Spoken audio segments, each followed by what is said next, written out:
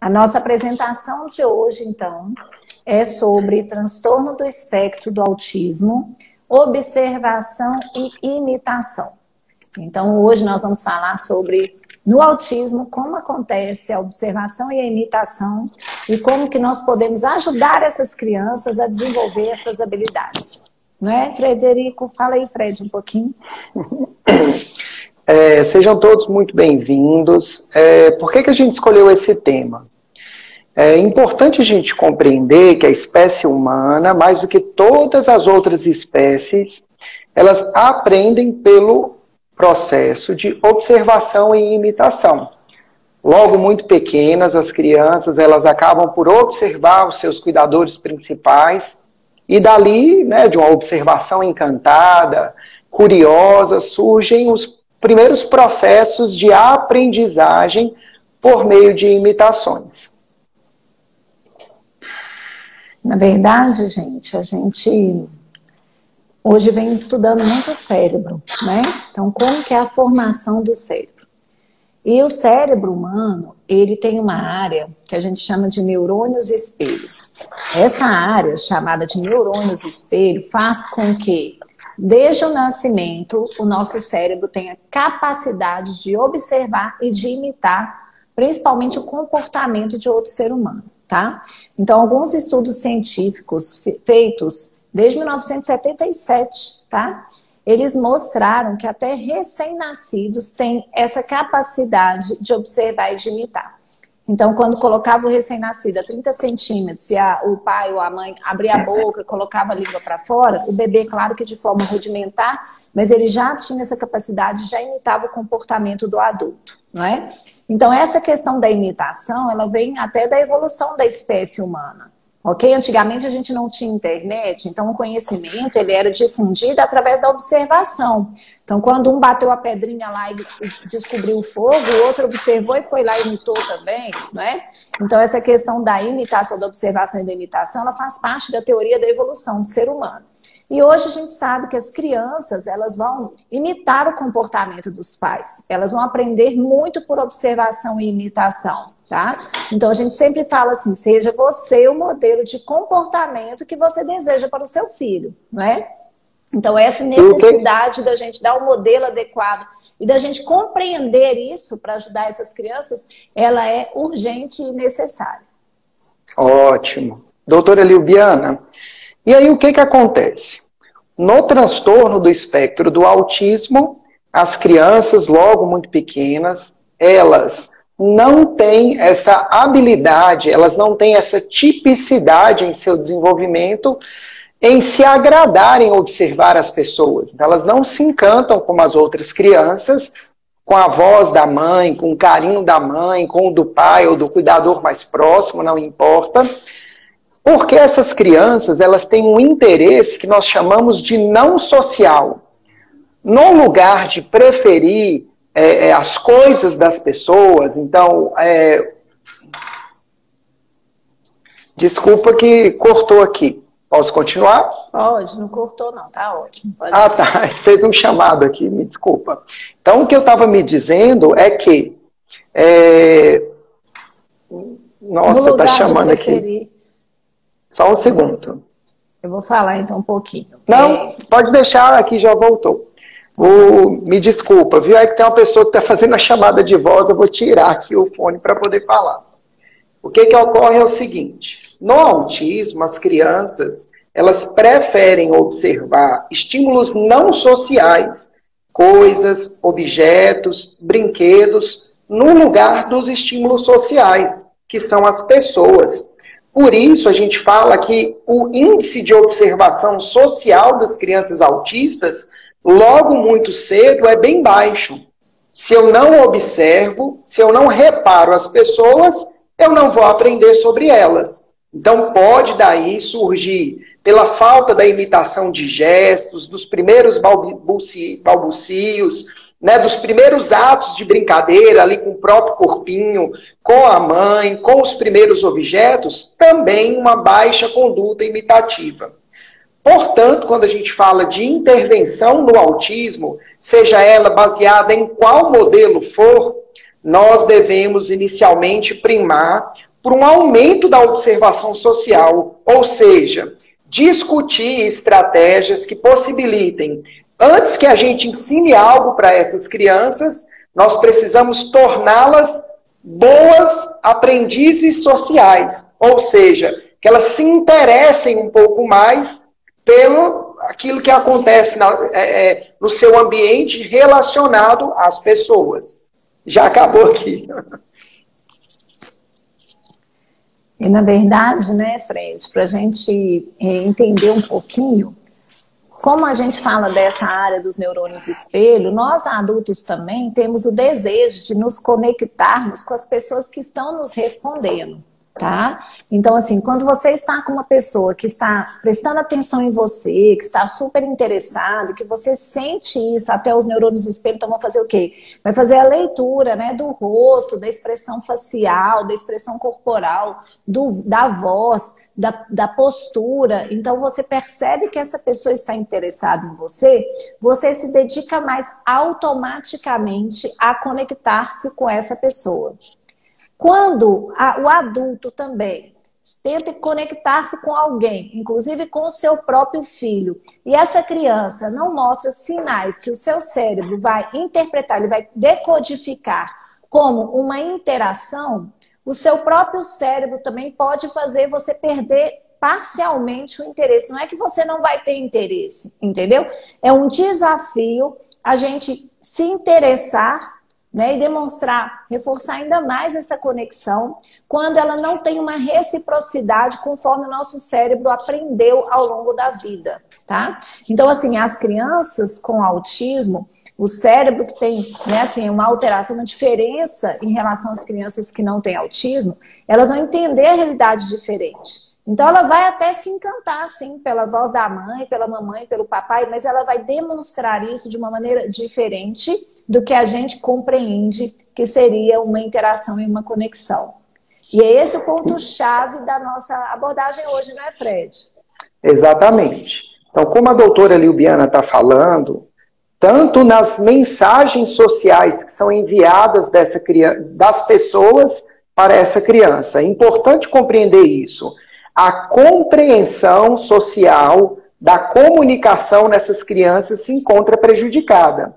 Então, elas têm prejuízo no interesse e nas habilidades em compreender as mensagens que são a elas destinadas. Então, o sorriso da mãe é diferente, o gesto que o pai faz é diferente, a brincadeira é diferente. Então, a gente está falando em prejuízos na linguagem compreensiva. As mensagens que lhes são destinadas, eles têm baixo interesse nessas mensagens. E, de igual maneira, também existem prejuízos e baixo interesse na expressão, ou seja, no desejo, na capacidade, nas habilidades de enviar mensagens às pessoas. Então, olha, eu gostei muito que você fez isso, olha que legal a lua lá no céu, a gente não vê, olha que coisa engraçada, e querer partilhar o interesse ou a sua atenção com alguém. Portanto, criar nessas crianças, visto que a gente está falando de janelas de oportunidades para comunicação nos primeiros anos, criar nessas crianças as possibilidades de aumentar o interesse social, a se identificarem, prestarem atenção, atribuir um pouco mais de motivação, olhar, atenção e sorriso aos atos comunicativos de quem está ao seu redor, é uma estratégia importantíssima para que, reconfigurando a arquitetura do cérebro, a gente possa dar mais oportunidades de aprendizagem social nessas crianças. E aí existem modelos que nos ensinam as maneiras de fazer isso. A gente gostaria, reuniu aqui algumas estratégias que são universais para que todas as crianças possam ter acesso e os cuidadores dessas crianças se informarem a respeito disso. Então, algo que é bem legal é assim, ó, a demonstração, né, Fred, de interesse, ela é diferente, mas ela existe, não é? Então, assim, muitas vezes, quando chega a criancinha aqui no meu consultório, na nossa clínica, no consultório do Fred, a família fala assim, ela não interage, não é? E aí, na hora que você senta, eu começo a brincar, A criança, muitas crianças, algumas vão olhar, vão desviar, outras não vão olhar, e outras vão até olhar sim, tá? Mas muitas vezes não vão imitar inicialmente. E o que a gente faz? Apesar da criança não parecer que não está interessada ali em mim, e nem na brincadeira que eu estou fazendo, eu continuo ali fazendo a brincadeira, que inclusive faz parte da avaliação, né? A gente fala aí da escala de avaliação de diagnóstico de autismo. Então, para dar o diagnóstico, a gente faz a entrevista e a gente faz também uma avaliação utilizando vários brinquedos, várias estratégias e várias intervenções ali que a criança, e observando como que ela vai responder. E o que é muito inteligente da parte deles é que, assim, parece que eles não estão prestando atenção, mas eles estão, tá? Eles estão prestando atenção na maioria das vezes. Vou falar que na maioria das vezes. E muitas vezes passa um pouquinho, se a gente sabe interagir, se a gente sabe criar um ambiente propício e não pressioná-los, eles começam a demonstrar essa capacidade de imitação, tá? Vai demonstrar como? Às vezes ele vai começar a brincar da forma que eu estou brincando, não é? Então começa a mostrar alguma coisa interessante. Isso aí que o Fred falou, né, Fred? É muito interessante. Às vezes a gente está do lado e fala, olha que legal, caiu! Outra criança que não tem, né, assim, traços de autismo ou autismo, na hora que você faz isso, ela olha para você para checar a sua reação, ela sorri, ela acha engraçado. A criança que tem no seu material genético a tendência a ter o autismo, muitas vezes ela não vai dar essa resposta imediata para você. Então, na hora que você fizer, que legal, que lindo, eu também quero brincar, né, e fizer o gesto, ela então não vai olhar e sorrir para você. Não é? Mas ela pode demonstrar de forma diferente. E o fato dela não olhar e não sorrir, então não significa que ela não está interessada e que ela não interage. Porque lá no cérebro dela existem diferenças em relação, por exemplo, à amígdala e a circuitos aí de conexão que realmente vão fazê-la ter uma demonstração diferente daquelas crianças que têm amígdala cerebral, viu, gente? Não é a amígdala da garganta, não, né? A amígdala cerebral, viu? Que é relacionada a essa questão de entender quando um tá triste, quando um tá feliz pela expressão facial. Então, na amígdala, as conexões sinápticas, elas são mais empobrecidas. E mesmo quando a criança com autismo vai crescendo, essas conexões, elas não vão se desenvolver na velocidade de um cérebro que não tem autismo. Portanto, essa criança muitas vezes não vai conseguir também entender no cérebro dela o que a gente está querendo e qual a expressão facial. Por isso que a gente precisa de traduzir, né, Fred? O Fred é expert nisso. Conta aí pra gente um pouquinho. Trazendo aí o que a doutora Liubiana está nos dizendo em relação às diferenças neurológicas da criança autista para as outras crianças, é importante, então, que pais e terapeutas percebam esses prejuízos, essas diferenças e, afinal de contas, quais são estratégias práticas que podemos utilizar, trazendo esses conceitos da neurociência, compreendendo o cérebro da criança autista, para que de forma, em ações práticas, a gente possa ter em mente aquilo que nós deveríamos fazer, ou no nosso cotidiano, ou no dia a dia, que me refiro a pais, ou até mesmo nas terapias, quando estamos diante de crianças autistas. A primeira coisa que é importante para que a gente possa aumentar o interesse da criança, em que ela nos observe como um todo, visto que essas crianças têm um interesse rígido, a primeira estratégia é se juntar ao interesse dessa criança. Juntar-se à brincadeira de cada momento preferida, tatear de maneira discreta, entrando na brincadeira. Nós ouvimos e vemos diversos relatos de crianças. Quando eu entro na brincadeira dela, ela só quer liderar e não presta atenção em mim. Ela quer brincar só do jeito dela, ela quer mandar na brincadeira o tempo todo. Ela não se interessa por aquilo que eu acho legal e mostro para ela.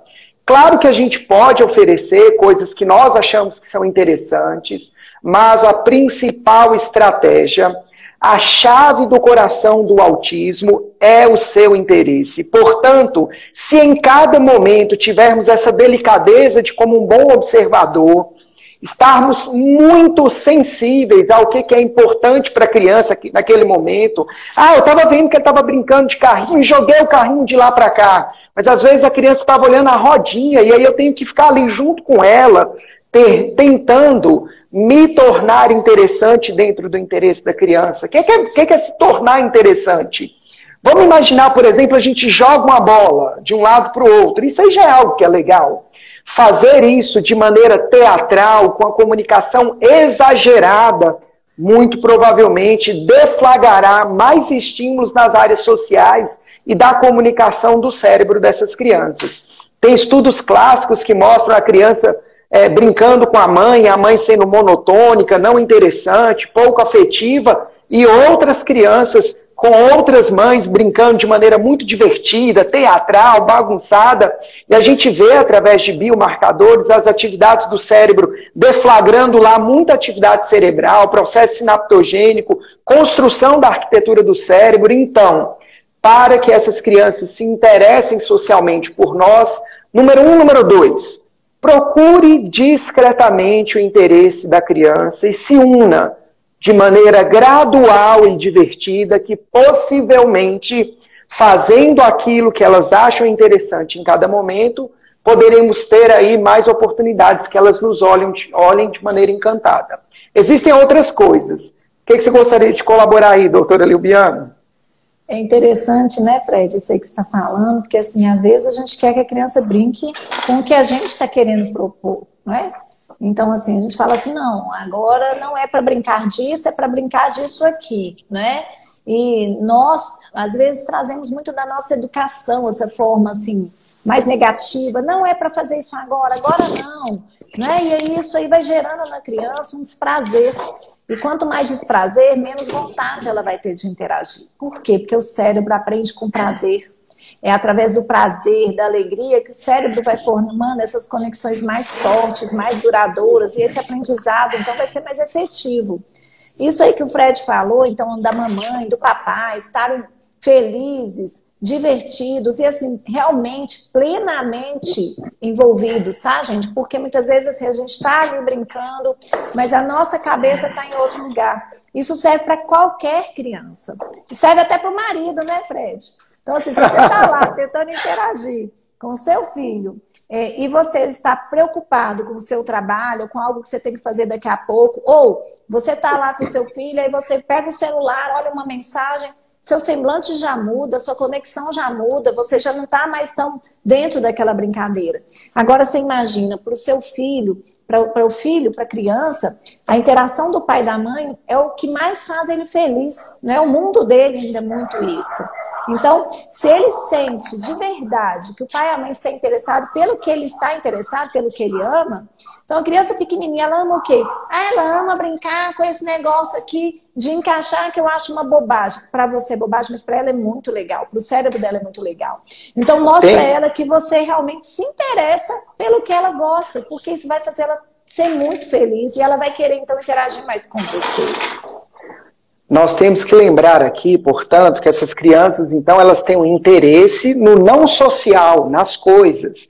Tem um participante que está perguntando aqui, ó, meu filho ainda não brinca com função, como que eu posso ensinar isso a ele? O que é que a gente está exatamente discutindo aqui é que, inicialmente, numa intervenção com crianças autistas, dentro de casa com seu filho, eu preciso priorizar a relação no lugar da função. Isso significa dizer que, enquanto eu não crio uma relação forte de troca de olhares, de sorriso encantado, de observação curiosa, nós não conseguiremos ensinar novos atos de jogo em cada brinquedo. Eu tenho, por exemplo, aqui no consultório um lápis. Tem um lápis que está aqui, que eu estou aqui, inclusive, com ele, um lápis que é de almofada. Então, o lápis ele é feito para escrever. Só que essa almofada me dá a oportunidade para fazer um chapéu, para brincar de guerrinha, ou simplesmente para apertar, sentir a textura, a maciez, me juntar a criar, jogar para cima e 1 milhão de outras coisas. A grande ideia sempre é, quando eu me junto ao interesse da criança em cada ocasião, de maneira divertida, exagerando na comunicação social. Aqui também vale destacar as brincadeiras que utilizamos entre pessoas. Aquelas brincadeiras de estourar, ou fazer uma cosquinha, ou jogar o nosso filho pra gente, ou achou o quanto que as crianças autistas gostam dessa brincadeira de esconder e achou, pica-bu! né? E assim, ó, repetir essas brincadeiras entre pessoas que nos favorece uma interação diádica, várias vezes ao dia, vários dias ao longo do mês, o quanto que isso é importante, porque voltamos a destacar, é prioritário, é essencial aumentarmos o índice de observação social dessas crianças. Daí surgem possibilidades para o aprendizado da compreensão, da expressão, habilidades sociais, habilidades de fala, habilidades de jogo, habilidades motoras, habilidades cognitivas, tudo parte que essas crianças se tornem, pela observação e engajamento social, um bom aprendiz. Outras duas coisas que eu gostaria de dizer, que é um erro constante, eu vou pedir a Lilbiana só um pouquinho aqui para falar um pouquinho mais do que ela, essa coisa de trazer o objeto à linha do olhar. A gente ouve muito assim, olha, a criança autista traga o objeto à linha do olhar que ele vai prestar atenção em você. Eu gostaria de destacar que o que de fato é importante é que ao trazer o objeto na linha do olhar, eu faça algo divertido, chamativo, engraçado, para que ela consiga transferir do objeto não social a sua atenção para eu que sou a pessoa, ou seja, o estímulo social que está a manusear esse objeto não social. Portanto, não é só trazer o não social para perto do olho, o brinquedo, o lápis, a colherzinha. Não adianta, na hora que a criança está lá na refeição, por exemplo, eu vou lá e falo para a criança, trago a colher no olho. E se eu não faço, olha o aviãozinho, nham, nham, nham, nham, nham, nham, nham. A doutora Lilbiana lá chamando a atenção nossa agora para o rosto dela através de um recurso que é importante. O que eu estou dizendo, não basta só colocar o óculos. Isso, se eu não coloco esse óculos e faço algo divertido com ele, muito provavelmente o encantamento social da criança não ocorrerá de uma maneira muito otimizada. A gente está falando que não é só fazer contato visual que é engajamento social. Engajamento social é ouvir a voz, observar o olhar, as expressões faciais, os gestos, a maneira com que eu corro, com que eu pulo, com que eu jogo um aviãozinho de um lado para o outro. Então, trazer a criança, a sua atenção e a sua motivação, para mim, é o passo número 1 de toda intervenção, para que daí a gente possa ir para a imitação. Pois, como bem sabemos, também a conduta imitativa nas crianças autistas é de mais baixa qualidade e de menor frequência. Não é, Lilbiana? Isso, Fred. Então aqui eu fiz a gracinha para ver se o Fred presta atenção aqui em mim também, né? E tem alguns comentários bem interessantes. Teve uma mãe que escreveu assim, eu fiz uma brincadeira e pareceu que meu filho não deu bola, porém no outro dia repetiu. Então ele prestou atenção e é isso mesmo, tá? Eles estão prestando atenção muitas vezes, né? Muita gente colocou sobre o hiperfoco, e essa questão do hiperfoco, então a criança ela tem muito interesse em algum objeto, em alguma coisa, comece a utilizar disso para poder trazê-la para outras situações, tá? Então, assim, utilizar no que a criança tem prazer para poder diversificar a atenção dela, tá? Então, assim, não é retirar o que ela gosta, muitas vezes, porque a gente fala assim, vamos excluir isso, então, da vida da criança, não é? Gente, aquilo que ela mais gosta. Eu acho excelente essa colocação que a doutora acabou de nos trazer, porque existe aí uma dúvida muito grande. Olha, se a criança gosta muito daquilo, se ela tem um hiperfoco em um tema, carrinhos, dinossauros, superpoderosas, não importa o tema do seu hiperfoco. A gente deve dar brinquedos direcionados a eles ou não? Isso é uma pergunta frequentemente que nos fazem. Embora a gente precise analisar de maneira particular como que a criança ela se relaciona com esse interesse restrito, é importante dizer, e isso aqui é algo importante, não retire nada sem antes tentar, partindo do interesse da criança, ampliar para mais repertório de brincadeiras e trocas sociais. O que eu quero dizer na prática? Se os carrinhos, do carrinho a criança vai para carrinhos coloridos, caminhões, ônibus, avião, helicóptero, barco, e daí vai ampliando o repertório, mesmo que tijolinho por tijolinho, e através dessa ampliação de repertório de jogo, muitas trocas sociais vão acontecendo, não elimine, porque é exatamente aí o melhor caminho para trabalhar com seu filho, como a doutora Liliana nos trouxe. E, ao mesmo tempo, observar. Gravem isso.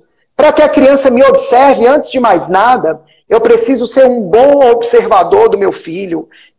Como a Liliana disse, captar de maneira genuína, inteira, completa, qual é o interesse da criança em cada momento e me ligar a ele, me desligar de tudo e me ligar somente ao filho. Todos nós devemos fazer isso com os nossos filhos, mas as crianças autistas, de maneira muito inteligente, têm isso como uma exigência. Se não for conectado comigo, não serve para me ensinar as coisas. Isso é muito bonito. Interessante, Fred, isso aí que você está falando. Eu vejo muita gente assim, falando de técnica, né? E a primeira técnica, a mais importante, a fundamental, é realmente o poder do pai e da mãe, da parentalidade, do afeto do papai e da mamãe, invadindo esse cérebro e criando conexões, não é? Então, assim, a gente precisa de individualizar. Não é um pacote fechado para todo mundo. Claro que a gente está falando aqui, então não é assim, a partir de agora, então eu vou deixar tudo que a criança tem interesse, ou a partir de agora eu vou fazer assim. Então, assim, a gente tem que contextualizar, né? Cada situação vai ter um contexto. A criança está mais colaborativa, ela permite flexibilizar um pouco a brincadeira, é isso que eu vou fazer. A criança está cansada, está num momento que não vai adiantar eu fazer uma iniciativa assim, e quem mais entende do seu filho é o pai e a mãe. Então, assim, é importante a gente primeiro mostrar para o papai e para a mamãe que eles entendem do seu filho e que eles devem se conectar. Claro que a gente não vai ficar lá o dia inteiro sem fazer nada, só olhando para o filho, porque a gente tem as outras atividades da vida. Mas envolver essa criança nas atividades também é muito legal. E uma outra coisa, a gente precisa, além de sentar, de olhar, de se conectar, entender que não é todo o tempo que eu estou com meu filho que eu vou ser tratamento dele. Tá? Porque senão isso aí fica muito robotizado. A gente perde a espontaneidade e a naturalidade. Então a gente fala muito até assim, olha, você tem que estudar alguma coisa sobre o autismo, estude como brincar, aprenda como brincar. Né? Aprenda esses princípios, que é isso que a gente quer trazer aqui, né? Dicas práticas, ótimas colocações. E deixa essa parte de estudar a ciência, porque aí nós vamos estudar a ciência mesmo, do que sai de publicação, para aquelas pessoas que são, né, os profissionais que vão dar o respaldo. Tem profissionais excelentes aí no Brasil, né? Então, assim... Nos últimos anos, eu tenho acompanhado várias famílias aqui no consultório e é uma prioridade de que no processo de treinamento de pais, para que os pais também colaborem no processo terapêutico, que eles se divirtam, que eles sejam inteiros, que eles comemorem marcos, que eles vejam seus filhos, que eles curtam cada momento de brincadeira, porque se eu vou despejando técnica, e ela é importante, mas ela é apenas um modo de preparo. Os ingredientes para o bolo, quem tem é o afeto do pai, da mãe, é aquilo que os pais trazem no coração, que com a pitadinha de ciência a gente vai mostrando o modo. Mas é a partir do afeto genuíno, do desejo de conectar de cada pai, que eles se conectam de fato ao seu filho. Então estejam inteiros. Que é interessante, porque assim, quantas vezes a gente está falando aqui também essa semana de potencialidades. E muitas vezes, gente, a criança vai demonstrar suas potencialidades na brincadeira, tá? Então a gente precisa de observar essa criança. Isso que o Fred falou super importante, observe seu filho, perceba o que ele está falando para você através da brincadeira dele, porque a brincadeira é a expertise da criança. E às vezes ele vai ter um dom dessa criança, vai ser algo que vai estar relacionado inclusive com a profissão dessa criança no futuro, vai ser algo que vai ajudar a gente a desenvolver as funções executivas no cérebro dessa criança, resiliência, inteligência emocional, não é, Fred? Então, assim, olhe para cada criança como um ser humano, né, que precisa de brincar de forma livre e que precisa, claro, desse amor do pai e da mãe conectados e direcionando para o caminho que a gente precisa. A técnica ela é essencial, aqui a gente trabalha com técnicas, né, são extremamente importantes, mas individualizadas e contextualizadas. Então a gente está aqui finalizando hoje a nossa apresentação, né? Acho que a gente vai trazer muitas outras coisas, né, Fred? Mas entender assim que se você quer que a criança fale, ela precisa de começar a imitar, porque ela tem que perceber a intenção comunicativa das outras pessoas para ela saber que aquilo que a pessoa está fazendo, aquele gesto, é uma forma de se comunicar. Não é? Então, tudo para essa criança, não só para olhar no olho e olhar sustentado, mas para ela se comunicar, para ela aprender, para ela desenvolver habilidades, para ela participar da terapia. Quantas vezes a família chega aqui e fala, eu levo a criança na terapia, ela não participa, não é? Então ela não consegue se interagir com aquele profissional, que tem muitos profissionais maravilhosos, então a gente precisa de desenvolver essa capacidade de observação e de imitação. Nesse segundo momento agora da live, a gente vai falar a respeito da imitação. Nosso tempo eu sei que está corrido, mas é importante compreender que o índice de observação social, ele está diretamente ligado à conduta imitativa da criança. Então, se muitas vezes no dia eu não mostro coisas engraçadas, coisas legais, coisas próximas àquilo que o meu filho já faz, com a possibilidade de que ele me imite, dando ajudas para que ele me imite, muito provavelmente essa conduta imitativa ela não vai aumentar. Eu deixei aqui separado 3 dicas que são importantes em relação à imitação. A primeira delas, que pode nos parecer até uma mudança de paradigma, é imite o seu filho. Eu não estou dizendo aqui se ele está lá ligando o fogão, prestes a colocar a casa para explodir, eu vou lá, o Fred falou que eu devia imitar ele, não é nada disso. Desde que seja guardada a integridade da criança, de quem brinca com ela. É importante dizer também que a gente está falando aqui de brincadeira, brincadeira, brincadeira, porque de fato são os momentos onde que a gente pode se conectar de maneira mais plena com as crianças, mas isso vale para todas as atividades do dia a dia, a hora da refeição, de trocar as fraldas, de trocar uma roupa, de colocar a criança para dormir.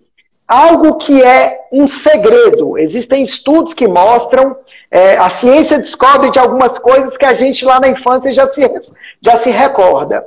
Imite a criança que você pretende que ela te imite de volta. Vocês lembram quando a gente era pequeno, a gente ficava brincando de imitar alguém e isso nos incomodava? Para de me imitar. Chegava outra pessoa, para de me imitar.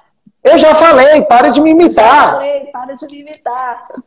É interessante isso, porque incomoda, porque conecta. Porque o que é imitado presta atenção ao imitador e acaba dedicando mais olhares e sorrisos. Então, estratégia número 1. Se você deseja que seu filho imite, imite as suas ações de jogo em cada brincadeira da criança. Além de ser uma dica antecedente que, olha, ele está me imitando, talvez é legal imitar ele de volta. Dica número 2, faça a mesma coisa várias vezes ao dia, vários dias ao longo dos meses. Até vale colocar uma listinha. Olha, eu quero que meu filho imite algumas palavras. Babá, papá, mamãe, bolinha, não importa qual seja, coloca uma listinha e faça com que essas palavras apareçam ao longo do dia, várias vezes ao dia. Eu quero que ela aprenda uma ação de jogar, de colocar uma bolinha no recipiente, de bater um objeto no outro. Anote numa listinha e faça isso divertidamente várias vezes ao longo do dia. Não é assim que os bebês aprendem? Ó, quantas vezes que a gente fez para o menino fazer de volta? Quantas vezes que a gente cantou o sapo não lava o pé? Não lava porque não... E aí a criança vai lá e fala quê? Então repita, repita, repita de maneira entusiasmada, divertida, sempre tateando. Eu ofereço o cardápio, a criança escolhe o prato principal. Ela sempre vai me contar qual é o seu interesse preferido. E por último, todas as vezes que a criança te imitar, imite ela de volta. Dê alguma recompensa, a gente fica feliz, bate palma, fala muito bem, e não há problema em relação a isso, mas não existe uma maneira de um reforço natural tão importante quanto continuar imitando que a criança é na sexta, a criança vai lá e joga de novo. Olha, acertou, você bateu palma. A criança bateu palma de novo, dá uma recompensa que aquilo que ela fez foi muito legal, todas as vezes imediatamente após, porque essa recompensa da criança começar a compreender, olha, imitar é legal, possibilitará em ocasiões futuras que aumente a sua conduta imitativa. Tem mais um montão de coisas que a gente gostaria de falar, mas a gente infelizmente está com o tempo aqui reduzido e tem que deixar os nossos recados. Felizmente, né, a gente já teve oportunidade de falar um tanto de coisa legal, né, Fred? Então vamos olhar assim, olha, gente, a gente vai ter essa semana para divulgar, nós vamos ter aí vários vídeos Então, esses vídeos vão ficar no nosso canal do YouTube, ok? Pode divulgar à vontade, o objetivo é ajudar mais e mais crianças. Então, é nosso objetivo de ser cientista, de estudar realmente, é trazer evidências para a prática do dia a dia, transformando a vida, o futuro de cada pequenininho que a gente atende, o futuro das famílias e transformando o mundo em algo, um mundo melhor, né? Então, a gente fica muito feliz de dedicar nosso trabalho. E baseado nisso, a gente tem aí a novidade da semana, que a gente vai ter um atendimento que a gente está chamando de a Clínica Bora Brincar, vai oferecer acolhimento e triagem em um dia solidário, tá? Então, quem tiver interesse, mande pra gente o e-mail, vai ser para famílias que não têm condições, né? A nossa clínica que atende gente do Brasil inteiro, tá? Mas tem aquelas famílias que não têm condições e a gente vai fazer esse dia de acolhimento e triagem. E mandem um e-mail, então, clinicaborabrincar@gmail.com para crianças até 3 anos, viu? Faça a sua inscrição, divulgue para quem precisa, tá bom? Mas quero deixar aqui marcado mais uma vez, né? Se vocês quiserem reassistir essa live, todas as outras estarão no nosso canal lá no YouTube. É só acessar a Clínica Bora Brincar, o canal do YouTube é Bora Brincar. Esse dia solidário é algo que a gente preparou com muito carinho, é a maneira de levar ciência de qualidade, profissionais de bom coração, com a técnica que é exercida nos grandes centros ao redor do planeta para pessoas de baixa renda, crianças então abaixo de 3 anos. Esse dia de acolhimento e triagem é para vocês, a gente deseja acolher e fazer uma triagem das orientações que são necessárias para possíveis acompanhamentos. Então isso é muito importante deixar frisado. E o resumo: todo terapeuta, todo familiar, se conseguir do seu filho autista um olhar encantado, uma imitação espontânea, isso possibilitará a essas crianças, quanto mais a qualidade e a frequência, maiores aprendizados em todas as áreas. É difícil para os pais, é bem difícil para um pai que quando sorri para o seu filho e a criança não sorri de volta, como lidar com essa não reciprocidade? Quando eu dou um beijo na minha esposa, eu quero um beijo de volta. Eu dou a mão para o meu filho e dou para ele um picolé, eu quero um olhar encantado e um muito obrigado. Só que seria uma crueldade grande demais não dar às crianças, vistos que geneticamente elas já têm esse prejuízo, um ambiente pobre, um ambiente que não acredita que elas podem aprender e desenvolver o seu pleno potencial. Aqueles pais que se sentem ao longo da vida de cuidar de um filho é um caminho dolorido, é um caminho algumas vezes difícil, algumas vezes penoso, mas a gente nunca cansa de ser pai, de ser mãe, de ajudar, e aí a gente está aqui no consultório, muito mais do que ficar ensinando estratégias, estar ao lado de vocês, de amar de verdade, de reunir as forças e fazer tudo por nossas crianças. É esse o nosso recado no dia de hoje. Estamos juntos, muito mais de treinamentos. Nós queremos apoiar essas famílias para que apoiem os seus filhos com amor nessa caminhada que a gente não sabe que não é fácil, mas que nós estamos juntos.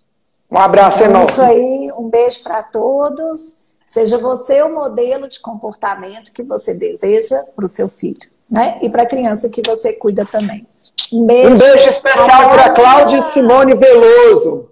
Ah, isso mesmo, Claudinha. Simone, né? Beijo, sim, beijo todo mundo aí, viu, gente? Muita saudade. Beijo, beijo. Até amanhã. Tchau, tchau.